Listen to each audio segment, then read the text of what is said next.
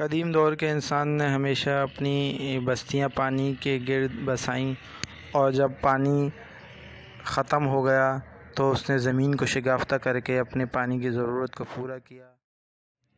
بر صغیر میں برطانوی راج کے دوران کراچی میں جب قحط سالی ہو گئی تو ملیر کے مقام پر 1926 میں میٹھا پانی دریافت کیا گیا اور دملوٹی کے مقام پر کنویں کھودے گئے۔